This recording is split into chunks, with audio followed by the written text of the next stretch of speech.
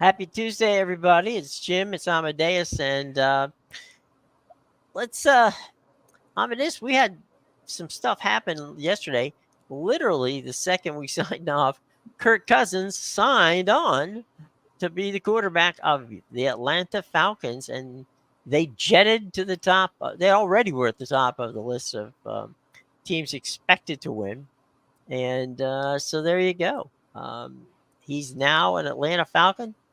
Number 8 in black and white will be the guy who just left a pretty good team in Minnesota to end up in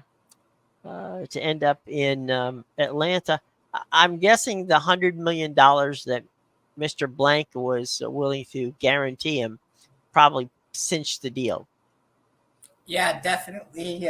So that's great news for Atlanta. They have their quarterback situation figured out, but I guess. still, it's gonna be a rough year for them. I would think. I know they're the favorites at plus 110, and they have some pieces on that They offense, do. but Raheem Morris, you mentioned it yesterday. He's still a defensive coordinator. He's got a lot of work to do with that Falcons defense. Yeah, it's one of those things where that's great for the Falcons, but we'll have to see it on the field. Well, local radio station in Tampa Bay had Baker Mayfield on, and he said he was happy for Kurt. He said, "I'll tell you what, I'm happier for us." And they said, "Happier for the Bucks? Why?" He says, "Because I love being the underdog. Because I love people disrespecting us. So they want to disrespect us. Come on, He goes, we beat them last year. No reason we can't beat them this year." So Baker's in the sending love to Kirk Cousins, who he will see twice over the next couple of years. Those guys will be playing each other for at least 3 years, and so we'll see how that works out. But I'm a little concerned. I'm not an Atlanta fan, so I'm not concerned at that point. But I wonder how Kurt is going to handle. It's one thing to have an Achilles tear if you're a wide receiver, right? But my concern is this, and I've seen it happen in the NFL before. Quarterbacks throw off their back foot, right? You plant your back foot and you throw. If you have an Achilles tear, every time you put your foot in the ground, it's going to tinge a little bit. And I'm just interested in how Cousins is going to. Is it going to alter his throwing, situation? Hey, we're talking about Kirk Cousins there, prodigals, Sean. How you Oh, doing? hey, how's it going? How's it going? Fine, fine. We were just curious about brother Kurt and his new digs in Atlanta. Man, you can't even keep track of these signings. I just saw Derrick Henry to Baltimore, and Yep. it's really going to be interesting. I think Atlanta all of a sudden in that division is, probably team to beat. Maybe with who knows? I don't know. Baker Mayfield is back with Tampa, and Yeah, we're on the it's Bucks bandwagon. I know. Amadeus is a big Baker Mayfield fan, so Yeah, Yeah, I there you go. am. He's you know what? This is great. I love what Jim just said that Baker's response to it, and that's what I'm going for. This man has played his entire life with a chip on his shoulder, so. Why make it any different Make this it season? bigger. Yes. Let the shiny new toy come in. To Atlanta. Let them be the golden boys of the division, and we'll let the Bucks just come up from behind and do their thing. Sean, you're in Philadelphia area, okay, yes. and you're between New York and Philly all the time. Mhm. Kiki Barber has a radio show, okay, Yep. and he said that Saquon Barkley could go anywhere in the league he wanted to, and Giants fans would still love him. Yet he said, "Don't go to Philadelphia because that's it." Well, Saquon went to Philadelphia. Are the Eagle fans excited to get him? Yeah, Just I because think, you know, he's a Lehigh yeah, kid, right? yeah, I mean, you know, I mean, they could have, you know, Swift was probably, uh, maybe, I'm sorry? We're having one small technical difficulty with Sean Yeah, here. He'll be back must in a be second. going through a uh, tunnel or something. Yeah. I'm getting on the turnpike right now. I had 4 bars, Okay. and then and then it said I had 2 bars, so I don't know what happened. Um, I think you know, they probably could have kept Swift for less money, but look, if Barkley is healthy, which is the biggest if in this Hey, whole Toby. situation, uh, then you know he could be a monster. But you know he's never healthy. Yeah. I mean, it's I mean, I can if look, running backs have the most running backs. I'll qualify that. Most running backs in the NFL have the shortest shelf life of pretty much any position um, in the sport. If I'm Saquon Barkley, I'm not going to win anything with the Giants. Okay, they're in a rebuilding situation. Philadelphia, he could win. I mean, you know, he's like you said. If he stays healthy, that's a big caveat. But if he stays healthy, Saquon Barkley, you know, was a Penn State, guy, Lehigh Valley guy, so he's not that far from Philly. So it's a big thing for him to be donning the green and silver for the Eagles. I think he's got a good agent. He signed a good deal there, and so Philly has a running game to go with some passing, so that's not a bad idea. Speaking of Yeah, that, you mentioned Derrick Henry. Derrick Henry on the same team with Lamar Jackson is a scary combination. That's always been something they've been missing, right? Yeah, That between the tackles kind of act like, yeah, they had guys like Gus Edwards, but right. he's not going to fill that role the same way Derrick Henry is. I will say it's a The bit. kid from Alabama, I forgot his name. Um, Mark His- Ingram. yeah, Mark Ingram. yeah, Um, and he was supposed to be a between the tackles guy, but in the NFL he wasn't. yeah. Although in fairness, he could catch passes and he could bounce, outside. But you're right, Amadeus. Between the tackles is where um, Mr. Henry has made his living in Tennessee for the past few years, and now he's going to try to make that same living in Baltimore.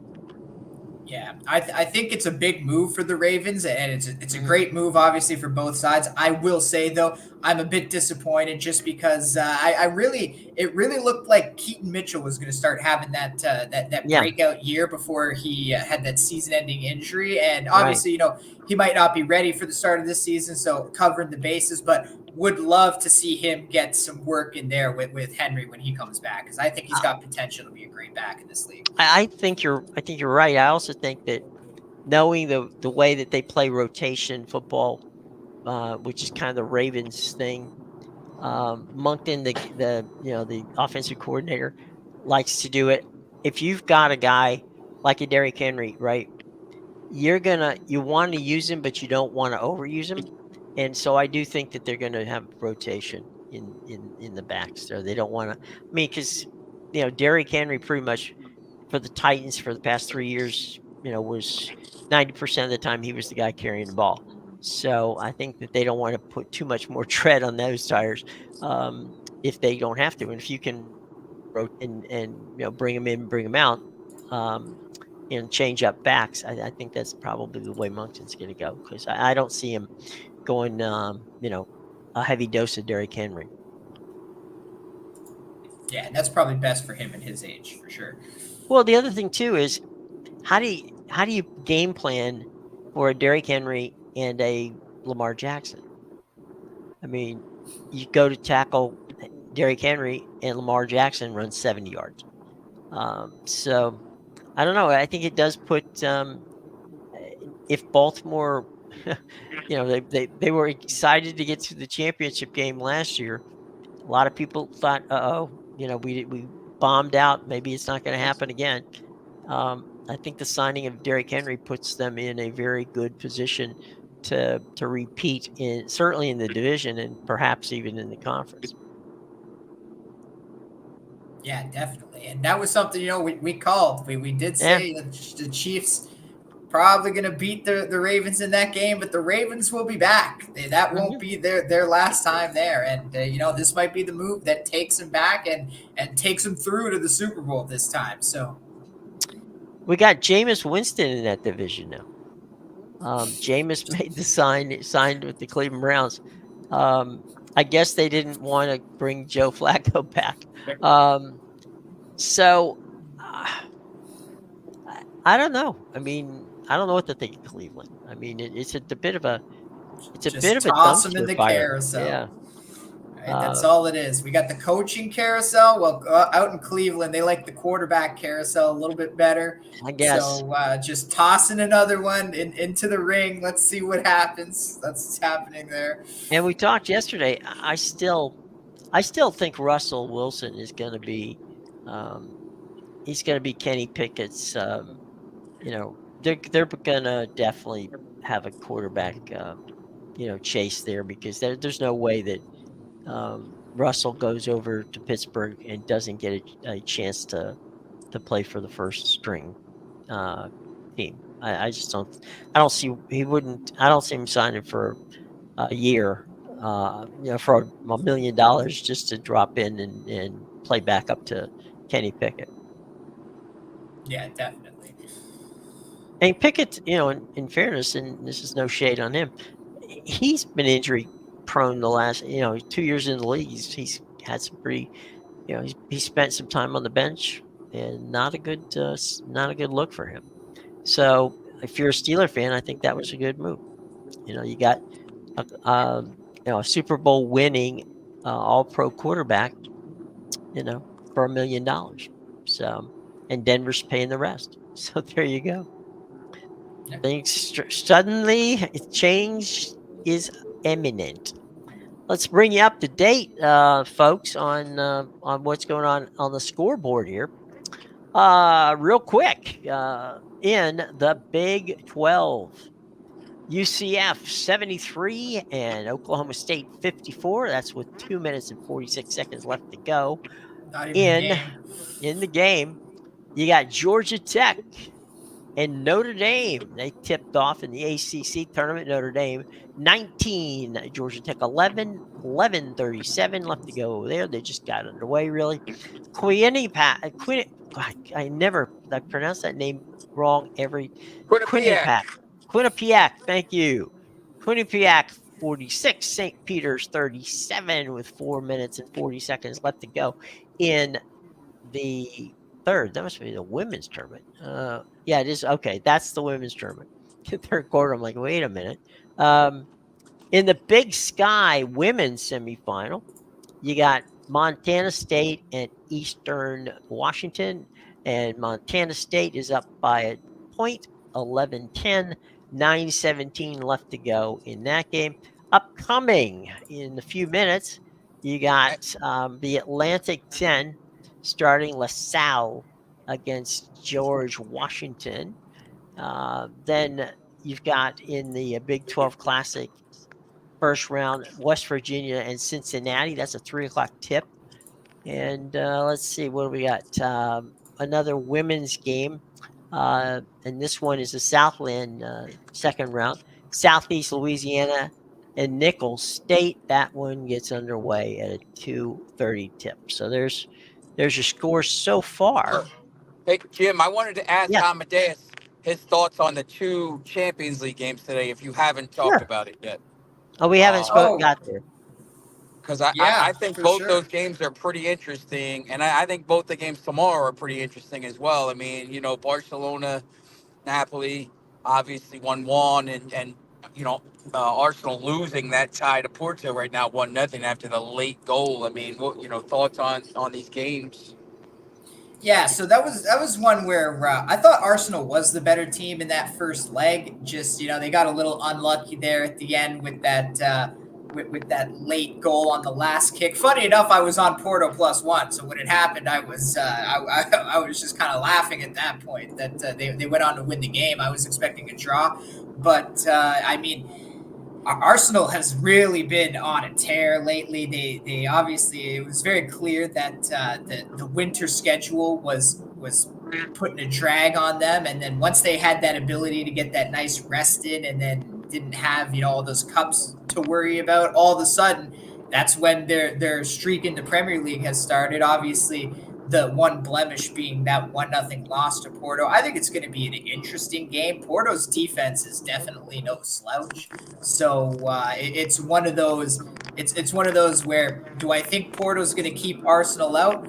No, but could they hold them to a draw? Because I think Arsenal's goal here is obviously going to try and win it by 2 to advance in the 90 minutes, and that could be one where maybe Porto takes some extra time, and obviously once it gets to penalties, anything can happen there. I think the Barcelona Napoli one is definitely more interesting of the two games, though, just because Barcelona.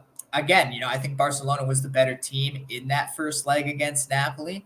Both teams are, very attack heavy. Barcelona's been kind of a joke in La Liga, so it's been a very weird season for them for sure. But same with Napoli. They won the Serie A title last year, and they've completely fallen off the map. Obviously, it didn't help that they had to play with all those players missing for the Africa Cup of Nations and the Asian Cup. But this is one where it's definitely going to be. I think Barcelona is going to take it at home, but Napoli could put up a fight here. Wouldn't surprise me if our boy Victor Osimhen gets it done. So. Sean had to pay a toll, I think, on the turnpike. Yeah. Maybe that's where he's got. Yeah, it's going to be fun. Those games are on Paramount Plus for those of you out there. Paramount Plus has today. They're at all of them. 4:00 Yeah. in the places that did daylight savings. So I assume Arizona is probably the same time. Still 3:00, but they are 4:00 games for the East Coast today. There you go. And it's funny because in Europe they haven't changed the clocks yet. Yeah, and that usually happens. We'll get like a few weeks where everything's pushed back and out through 4:00 games, and then eventually it'll go back to 3 because they turn their clocks. Right, they do it too. So it's called British summertime. We're not on British summertime yet. So over in Europe, they there's difference. Add another hour to the games. So yeah, there's that. Sean, can you hear us? Are you? Yeah, I can hear you. Yeah, Amedeus went through yesterday. We talked a little bit about the top of the table at the Champions. I'm sorry, at the Premier League, and what's going on up there. It's going to be a very interesting last 10 games. Yeah, there's some good games coming up too for these teams. So I just don't know where it's going to go. You start to see Ederson's out. He's probably going to be out for the Arsenal match. Liverpool's really banged up. I just think Liverpool, with all the games they're going to have to play on Thursdays and Sundays, I know they could probably send some players to play in the Europa League. Maybe they could play some backups, but they got so many guys injured that their backups are their starters now. So, maybe he plays the kids like he did in the Cup final, but I just think at some point that's going to catch up to him. So, that City Arsenal match on the 31st is huge. It's hard for me because, Arsenal fans, they're the worst on Twitter. we hate, we hate, we hate Liverpool. We hate City. Just I guess I'm rooting. We should for qualify Arsenal. that you're a Man United guy. So Yeah, I guess I'm rooting for Arsenal. It's not familiar. Yeah, I guess I want Arsenal to win it, but then you got to listen to them. But I guess it's nobody. Look, I still contend at the end of this, when City finally gets banned and all the other stuff happens, they're gonna look back at this period and just say, like, it's just gonna be like a blip on the radar. But Um, you know, I never want Liverpool to win anything. So, I guess Arsenal. Arsenal's they all have tough schedules though. They have some tough games coming up. Arsenal's got a really tough schedule in April. So, they're going to get tested, and all three of them are playing in Europe. Well, yeah. I mean, I don't know. Looking at the schedule, I think probably City's got the inside track. I think, but well, next after the next exit, we'll get Sean back. Yeah, I was gonna say I had one to ask him about.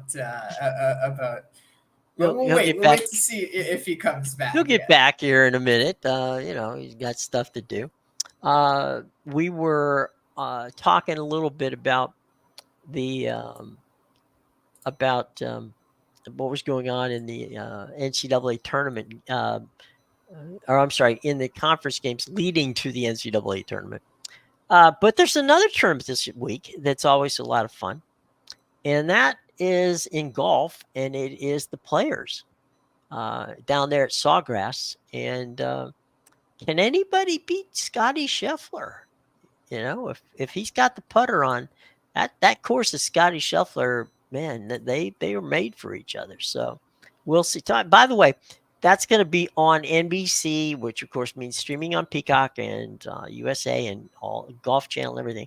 Tommy Roy, who does an outstanding job directing the golf for NBC, happens to live at Sawgrass. So not far for him to go to work this week. He can just kind of walk over and enjoy directing the games from his home course. So Tommy's and the TPC at Sawgrass is going to be a lot of fun. So that's going to be a great tournament. We already know about the 17th.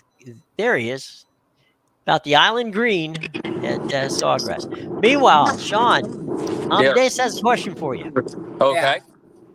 Yeah, actually two. So my first is, did you also see the stretch there at the end where Tottenham plays Liverpool, Man City, and Arsenal 3 straight matches in the last 5 weeks? They might decide the title themselves there. Yeah, I think it's interesting. I think and they're playing well right now. I know top five. Listen, right now top five is probably going to be Champions League in England because they're going to get that extra spot. So for a team like Manchester United who's in sixth but still behind, I don't think they're catching Tottenham. I think their best hope is to catch Aston Villa at this point. I don't think they will, but I think this Tottenham team is going to have a lot to say about this title race. They're tough to play. I know, you don't want to play them in London, and they're going to come at you and attack. So I know, man. Imagine if Tottenham cost Arsenal the title. Whew. I'll be honest, Sean. I thought they are the best team in the league coming into the season, and well, not coming into the season, but early on in the season after seeing the work that Postecoglou did. And frankly, I think if they didn't have that skid where they had that questionable match against Chelsea with the reffing, and then all of a sudden they had a bunch of injuries after that really derailed them. When guys like James Maddison went out, and obviously they lost Son for a bit with the Asian Cup. So I still think this is the best team in the Premier League right now. Yeah, I think you could make that case. The only thing about Tottenham and the why the injuries came into play is they're just not as deep as some of these other teams. Yeah. And when they get these injuries, you see what City does. When they get these injuries, I mean, they just plug in another guy that's going to be dominant. I think these injuries to Liverpool. I think that's going to start being I know everybody's talking about the kids and everybody, but I just at some point they're going to make a mistake and they're going to cost you a game. But you see, Arsenal and City are kind of the healthier teams right now, so I would give the edge to them. Yeah, definitely. I just think if we're going by healthy starting lineup, I think Tottenham has the best lineup. I think they can beat anybody in the Premier League. Now, my other question for you was not so much a question, just something I want your thoughts on. Mm-hmm. Biggest clown in European football. Michael Oliver. Tell me otherwise. I mean, just these guys in England, they want to make it all about themselves all the time. Look, he sent off a Manchester United guy for protesting that Diego like, and every game people do the exact same thing that he did, and nothing's happened since. I just don't know why. I mean, he's the best referee apparently, and they keep giving these big games, but He's the worst. no, look, the state of refereeing in England, it's embarrassing, and I still contend that they actually do this so that they have the media talks about the games, they have something to talk about. If the refereeing was so good, they wouldn't have anything to talk about. So, but yeah, no, it's really bad. He's I dread when he's on our games. You should. Always something fishy going on when he's on the game. I mean, if we're gonna be really honest, like we shouldn't even know like the referees' names. Like if you know a baseball umpire's name, or like, I mean, I know we know some NFL officials' names like Hockey and stuff like this, but like you don't really know most of the referees' names in football. Baseball umpires you don't really know unless like Eric Yeah, Gregg or somebody who makes it well, about yeah. I mean, themselves. in baseball, there's so many games, and they are Yeah, always the umpires. You wanted to. but I like remember for many years, Angel Hernandez. I knew who it was because every time Angel Hernandez, umpired a game, my team got screwed. So yeah, and the only guy I know in Spain is called Hernandez because he's got the same name twice. So but you just don't really know. I guess if you're in you're not Spain, you do. supposed But to.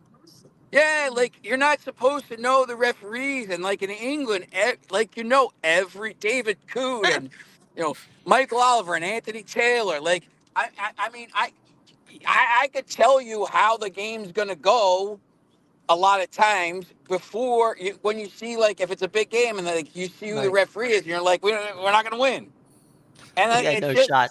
you shouldn't like it's not about the refs, but in England that's It's they about the make it refs. about they make it about it's part of the thing. They have the referees now, on TV talking about the decisions. It's part of the theater. I'm 100% convinced that all this stuff is part of the theater, and it's all tied into like the media and everything to get clicks, like 100%.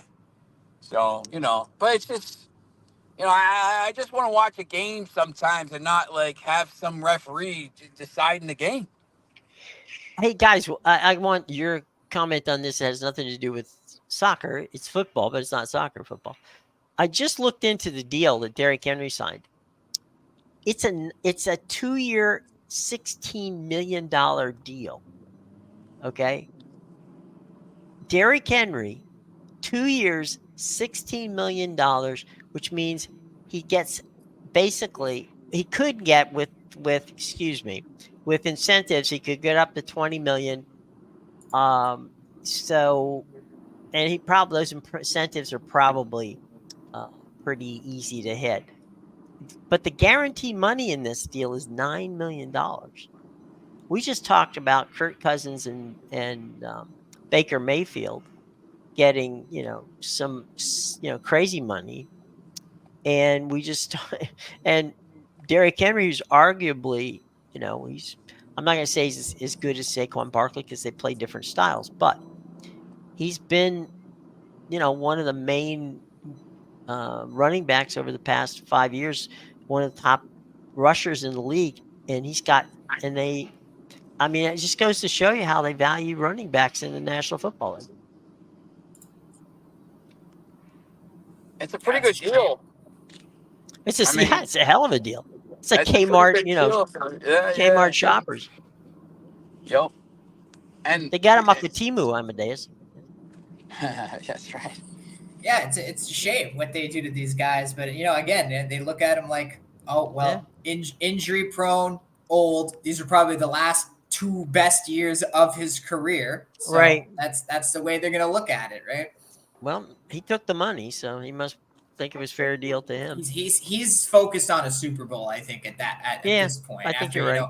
years with Tannehill at Tennessee will do Eh, that to you, right? yeah. Takes years off your life. Yeah. It's no question. But I was surprised that that was the deal. I mean, looked a little wonky to me, but okay, it is what it is. So there you go on that one. Um, Sean, we were talking, Amadeus and I, about the fact that there's 32 bids to the NCAA tournament, but now we're looking at uh, the Big 12 and the SEC could get as many as 7 to 8 teams in the tournament themselves. So there's half of the field, uh, you know, going into the 68, half of the field could come out of two conferences. And Yeah, by the way, I know you're excited because North Carolina probably is going to be the class of the ACC. yeah. You look. I mean, they're probably going to be a 2 seed unless they. You look. I think you could make an argument if they go and they beat Duke 3 times, and Yeah, they win the ACC regular season at right. 17-3, and they win the ACC tournament. I think you could make the argument they Yeah, should be a top seed. They probably won't. Probably be a 2. It doesn't really matter, to be honest. Like, they went to the not front. They between went. 1 and 2. They went No, to the final two years ago as an 8 seed. right. So, like, they are who they are. Um, look. The Big Ten teams. You know, until Purdue does something in a tournament. Until these SEC teams do. It, I, it's just it's just a different world now with college basketball because these guys are moving all over the place all the time, and Hmm. they're still the players are older, and some of these bigger teams, some of the Florida Atlantic or Florida Gulf Coast and San Diego Hmm. State and teams like that are able to keep these guys longer. Um, they can compete. So it's I used to do those pools all the time. We used to do the ones Hmm. where we would get 8 guys, pick 8 teams. It was a snake draft. You get if you Right. pick like first, you pick first, and then 16th, and then 17th, and you pick a team, and however many wins your team gets, that's how many points you get, and Hmm. the brackets and all this stuff. I don't even do it anymore because it's first of all I don't watch it as much, but it's just hard. Like Yeah. it's almost like wasting your money at this point. Like you pick a you know you pick a half decent team, and you got one seeds and you losing in the first and second round all the time now, and 2 seeds losing in this first round and second round. I mean, it's hard. I mean, it's just really hard to do these brackets. Well, Amadeus and I have been looking at basically the mid majors, not the major conferences. We spent a lot of time looking at Mountain West and the American. Amadeus, Mountain West. You've got Utah State, you've got San Diego State, you got Colorado State, and you've got UNLV all out there, and any one of those four teams could win it. Yeah, we were still leaving out, Boise State and New Oh, I'm sorry. Mexico, Yeah, and that's it's true. just it's Yeah. incredible how deep the Mountain West is, and you can make an argument to have all of those teams in the tournament. Yet that's not going to happen. But we're going to shell out 8 spots for 18 and 13 teams in the Big 12, and like Right. it just makes no sense to me Well, we talked at about the all. American too. You got South Florida, you've got Memphis, you got FAU, you've got Charlotte, you got SMU, evidently. Who's second to win the conference tournament? Right. Apparently, they got better Um, odds than Memphis. I'm not sure. Well, Memphis is seeded fifth. I think SMU seeded fourth. Um, but between those two conferences, right, that we just talked about, there's one team in the AP top 25. I mean, it's like, okay, do you not value any of this? I mean, I don't get it. I just, I, you know, I swear, Ohio State's going to find a way to get in there. I don't know how it's going to happen, but they're going to find a way. Yeah, and I It's don't think they crazy. realize, when you do things like that, it devalues the rankings because then nobody gives a crap because we know it's just your opinion and it turns into the invitational. You know, we're inviting you to the top 25. It means nothing because you aren't the 25 best teams in the country. This is just what we think. Hey, Sean, have you seen Rick Pitino hanging around out there somewhere?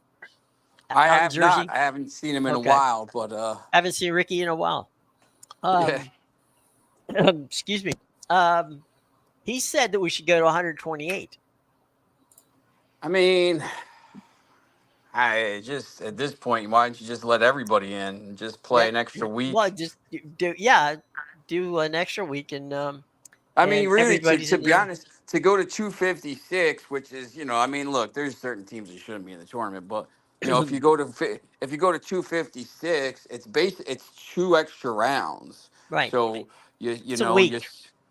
you It's a cut the week. season a week early, and just you have it. You have the first 2 rounds. The state tournament here in New Jersey. You play the first 2 rounds, and Right. at home, and you just do whatever. It's football now. In 10 years, everybody's going to be in too. So just let everybody in. Well, it's going to be crazy. But we were just talking about how we just think that the power conferences, you know, get weighted a whole lot differently than the other conferences. So ACC, I mean, anymore. I mean, they don't get the same respect. I think well, some they've of been these other down a ones little do. bit, but I just, I think if you want to make it a little more interesting or open, you got to cap it or say, look, this team. I understand a team that's like 18 and 14 in the SEC, and you know probably has all these wins against all these good teams, but the should be weighted or whatever. But these other teams don't get a chance to play as much. Like Princeton doesn't get a chance to play these guys, and well, they you won't see. because they're afraid they'll lose. Exactly. So, like, at some point, I think, I mean, this look of all years. I mean, if I don't know if you follow Ivy League basketball, I mean, No, really, sure. there's debatably, 2 or 3 teams that could be in the tournament and really Hmm. deserve to be. Princeton, Yale. Princeton, Yale, Hmm. Harvard's I think fourth now. I forget who's third, but Cornell. yeah, Cornell. I think you could argue, you make the argument. They all won at least 10 or 11, 11 or 12 games. Hmm. Um, in some of these leagues where you have, like you said, Mountain West, look, let it, get that extra team in. Let them see what they can do. I mean, they never really get a chance to do it. Well, And look at Sean. Look at the time, and you're up there, so you know it. Look at the years gone by that the Patriot League has had some quality teams. if you look at the last 5 to 6 years of the Hmm. tournament, like since, since the team started losing players to the draft, after one Hmm. year, and it's complete, it's shifted here. You know, you see teams Florida Atlantic, Florida Gulf Coast, um, San Diego State. Hmm. It's you see these teams that are making runs. Um, St. Peter's, Hmm. obviously, until they ran into juggernaut North Carolina. Um, to not give these teams a chance now. It used to be like they would say, "Hey, Cinderella." They want Cinderella staying around. You want the big boys playing. But now, look, it hasn't been like that in the last 4 or 5 years. These teams are winning games and continue. Princeton won two. St. Peter's won three. These teams win a game and they don't Hmm. lose. They stick around. They keep playing. To me, that just shows how good the level of play is at some of these other teams. And why don't we get more of those teams in instead of some 18 and 14 or 18 and 15 team that finished ninth in the SEC or eighth in the Big Ten? Like, why do I need to see Yeah. the eighth place team in a league when I can see the second place team from a league that just had a team go to the Elite Eight? I Right. just don't, for me, or the second place team in the Ivy League that just had a team go to the Sweet 16 last year. I'd rather Hmm. see those teams. You would think, but um, you They know, always say at the end of the day they want upsets, in the tournament, the March Madness. They want the first day, the first weekend can be Yeah. upsets, but from that point on, they want the blue bloods playing. They want chalk after Nobody, that. Yeah. nobody wants to watch UConn and San Diego State. They want to watch North Carolina play Kentucky in a final or something like that, or North Carolina play Right. Kansas in a final. But And every year that they do have a good. I remember Butler. But that was probably 8 or 10 years ago. yeah, When Butler 2009, made it to the 2010 and final. 11, two Yeah. years in a row they made it to the final. Um, you know, the ratings didn't go down then. I mean, I think that the problem is that the system is set so that the power conferences get the money.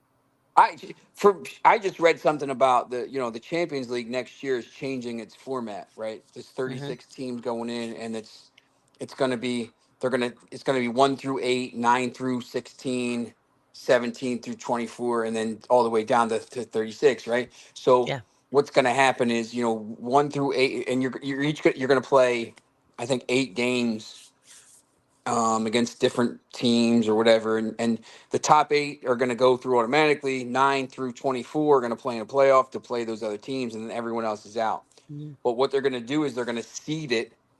It's now like when the draw happens. I think the draw is draw's Thursday or Friday. I think it's For Champions League, Champions League. Yeah, I think I forget if it's I think Thursday I or it's think it's Friday. Friday. I think it's Friday. Friday. So no, it's this Friday, Yeah. right? Yeah. Yeah, So it should be. yeah. So, when that draw happens, it's an open draw. Next year, what they're going to do is they're going to take the teams and basically kind of seed them. So one can't play two until the final. Like the two best teams are going to be on opposite sides. So I guess they're going to kind of keep it because, at the end of the day, no one like people don't really want to watch. That game last year was good. Inter and Manchester. Everyone in the world knew Manchester is going to probably win the game, Hmm. but people want to watch the big boys play. Real Madrid and Liverpool and Manchester United when they're good, and Barcelona and Real Madrid and stuff like that. So I think it's all these different leagues, um, but I think that's at the end. But to give some of these other teams a chance, and you see um, Sheriff beating Real Madrid in the Champions League, and we talk about basketball, and all the upsets there's been, and then the upsets in the second round, the upsets in the third round. I just think that's become more a part of the game now, and it's almost part of the tournament, and they should embrace that rather than making less of those teams get in and giving more of the bigger teams. Hey guys, we got over a couple hundred people watching us now at this time live. Do us a favor, guys. Comment. Hit that like button. We're likable people. Comment. Hit there. There's Sean's even in his house now. Okay, there you I'm go. actually I'm at my boss's house over here. I gotta Okay, I gotta get ready to got the he's get got some the stuff going on. got the He's house. taking us on an HGTV We're tour. we're Okay, gonna we're gonna go out and train for a little soccer later. So we'll okay. All right. This is Sean's HGTV tour of the house. Okay, that's right. That's right. there you go. Yeah. But I will say I got a proposed solution for the NCAA since the please, the MLS likes to listen to us sometimes with the right? scheduling aspect. So Yeah, I'll throw this one out. But go ahead. I would definitely be in favor of doubling the field. Let's slash the first four, make it Hmm. a 128 field. 256 I think is too much. But when you think about it, with all the schools now, and the teams that have come up even from Division Two as well, there's Hmm. 366 schools now in Right, Division One college basketball. So 128, you're getting just around a third of that, which I think is the right number. So right. if you do a field of 128, then I would say, let's add two stipulations in there. The first, which I've mentioned many times before, we should have it like the bowl eligibility rule. If you have a losing record in your conference, in Hmm. conference play, you are not eligible to make the tournament. You Right. cannot be going 8-9 in the Big 12 and expect to make the tournament just because you're Or 18 even and 13. 500. You got to be getting Yeah. at least above 500. Yeah, that would be my first stipulation. And so then yeah, that's definitely a key. And my second one would be you double the automatic bids. You get one automatic bid for winning the conference tournament, and you get one automatic bid for winning the regular season, because that's the only way you make the regular season games really count. Seeding Right. means nothing when there's all these upset. How many number one seeds have we lost already in these conference tournaments? Right. High Point's out, Indiana State is out. Like, there's teams that belong in the tournament that, you had one bad game, but you've been dominant all season. You're going to get punished for that. So that's stipulation number 2. To your point, Amadeus, if you look back over the past 20 years, about 50%, okay, about 50, we're talking actually a little less than 50% of the teams that win the regular season win the conference tournament. Yeah, and this is exactly what I'm saying, because now you basically just told those teams, like, all right, you got a number one seed out of it, but it means nothing what you did during the regular season. It doesn't matter. You dominated for 20 games, but that means nothing because you lost this one game, probably at a time where you were bound to lose. You're on a huge win streak as well. A lot of these teams, go in hot. You win the last 8, and then you win 2 or 3 in the tournament. You lose in the semi or the finals to probably another half decent team in the conference as well. So, well, when you're playing in these conference tournaments, because you play 3 games in 3 days, which is not normal for any college basketball player, you watch the shots, and people go, well, gosh, look at what's happening there. Here they are, they're playing in the championship game, and they're missing, shots that they would make. Well, look at the legs, right? Look at how the shots are coming off. These guys aren't getting off the ground like they would if they're playing, if they hadn't played 3 games in a row. I mean, hey, Sean, remember when Syracuse won the Big East tournament, when they made that run and won 5 games in a row and won the tournament a few years ago at the Garden? Yeah. Yep. I mean, that doesn't happen. That just doesn't happen. You don't win 5 games in a row and win a championship. Think about the toughness. We talked about the conferences, right? You're playing this conference tournament, and think of the quality of play you're playing against, knowing, if I lose, I'm gone. Yeah. You got to be, it's depth is it. I mean, you have to have depth. You don't have depth, you can't make it. Yeah, to win 5 games in a row now, I mean, it's just you're playing every day. I mean, it's just it's almost, those teams, a lot of times they're like, oh yeah, they're a team to watch, and then they go, they put them in that, that first 4 in that 11 game, and then they get smoked because they got no legs left. Right. So it's hard. You could Hey, you could do it, but it's a lot of teams do that, and then they'll get to they'll make a run to win 3, get to a semi, and just come up against a better team. Well, that's a little more rested. I know Sean's a big fan of North Carolina. Dean Smith was famous for having what he used to affectionately call 5 minutes of hell. And what that was is he would substitute his entire team for 5 minutes. And so the entire first team would come off the floor, and the 5 guys would come in, and basically it's all fresh legs. It was instant energy, and not only did they normally leave the court 5 minutes later with a lead, oftentimes they wore the other team out. So it was, but then again, not many people had the kind of teams that Dean Smith had when he was at North Carolina. But I think other thing too, guys, is that because of the transfer portal, some of these kids are saying, you know what, I went to one school, they're not letting me play, so I'm going to go someplace and play. So there's that too. Some of them, like Caleb Love, go to Arizona for like get crazy NIL money and stuff. So there's that too. All right, boys. Any final thoughts before we get out of here on a very nice Tuesday afternoon? Go enjoy the Champions League games. 4 o'clock Eastern time. There you go. I think On I think Peacock. Arsenal. I'm I think sorry, on Paramount Plus. Paramount Plus, CBS Sports Galazzo. I think Arsenal probably wins that by.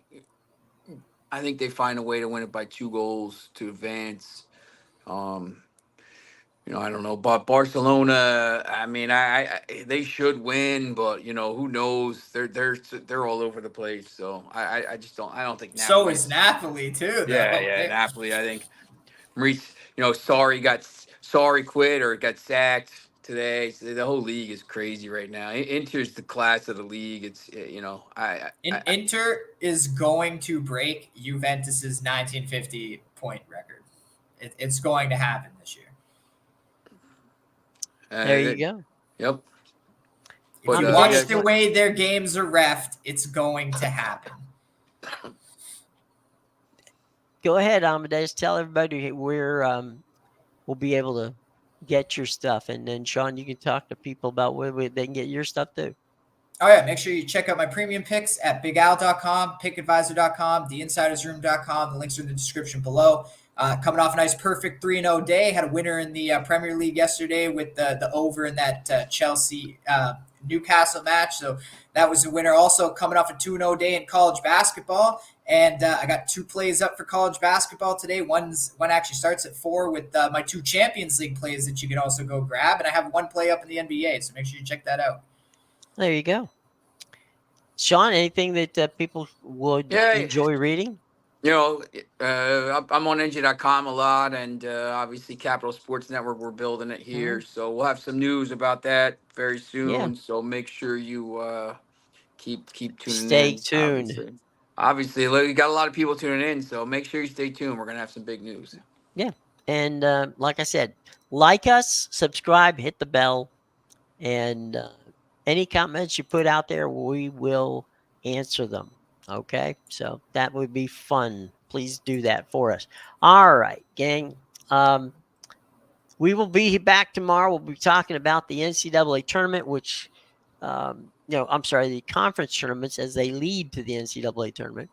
And we'll have some fun with probably there's going to be at least 3 or 4 more signings of things. And then there's the milk cartons of, where will the next quarterback for the Minnesota, Vikings come from? Justin Fields, you think? The draft, maybe. Maybe, yeah. Maybe he'll be coming from, from Southern California. We'll see. Anyway, thanks everybody for joining us. It's been fun. For Sean, Amadeus, I'm Jim. Take care, everybody. We will see you tomorrow.